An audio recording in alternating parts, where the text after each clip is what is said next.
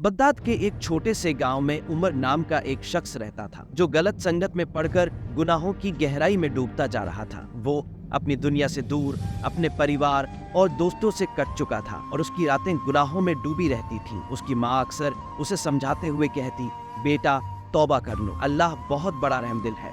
अगर तुम सच्चे दिल से माफी मांगोगे तो वो तुम्हें माफ कर देगा।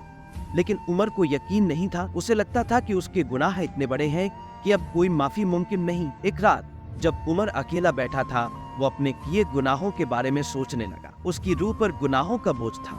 उसे महसूस हुआ कि वो कितनी गलत राह पर था। उसकी माँ की आवाज़ उसके जहन में गूंजने लगी, अल्लाह बड़ा रहमदिल है। ये आवाजें जैसे उसके दिल के अंदर तक उतरने लगी। उसकी आंखों से आंसू टपकने लगे। पहली बार उसने सच्चे दिल से तौबा करने का इरादा किया। उमर ने सोचा, क्या अल्लाह मुझे माफ करेगा। अगली सुबह उमर मस्जिद की तरफ चल पड़ा। मस्जिद के दरवाजे पर पहुंचकर उसकी आंखों से आंसू रुकने का नाम नहीं ले रहे थे। वह अंदर गया और अल्लाह के सामने सजदे में गिर पड़ा। उसकी आवाज कांप रही थी और उसके दिल से एक ही पुकार निकली, ऐ अल्लाह, मैं बहुत बड़ा गुनहगार हूँ, मगर तेरी रहमत से उम्मीद करता हूँ, मुझे माफ कर दे।